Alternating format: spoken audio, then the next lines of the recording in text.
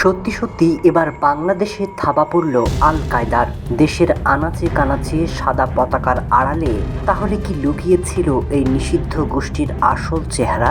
জাতিসংঘের রিপোর্ট সামনে আসতেই মাঠে নেমেছে নিরাপত্তা বাহিনী। জাতিসংঘের প্রতিবেদনে সবচেয়ে বড় লাল সংকেতটি বাজানো হয়েছে বাংলাদেশের জন্য। জাতিসংঘের স্যাংশন মনিটর টিম চরম উদ্বেগ প্রকাশ করে জানিয়েছে, একিউআইএস এখন বাংলাদেশকে নিজেদের স্বার্থে ব্যবহার করতে চায়। এদেশের মাটিতেও তারা নিজেদের গোপন সেল গড়ে তোলার জোর চেষ্টা চালাচ্ছে। তারা বৃহৎ ইউনিটের পরিবর্তে ছোট ছোট বা বিচ্ছিন্ন সেল গঠন করে রসদ সরবরাহ এবং আর্থিক নেটওয়ার্ক গড়ে তুলছে। প্রতিবেদনে আল কায়দার ইন্ডিয়ান সাবকন্টিনেন্টের কর্মকাণ্ডের একটি উদাহরণ হিসেবে দিল্লির লালকেল্লায় হামলার কথা বলা হয়েছে।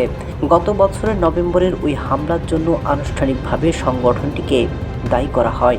এ প্রসঙ্গে বর্ণনার এক পর্যায়ে বাংলাদেশকেও একিউআইএসের সেল বা ছোট সাংগঠনিক ইউনিট প্রতিষ্ঠার চেষ্টা নিয়ে উদ্বেগ প্রকাশ করা হয়।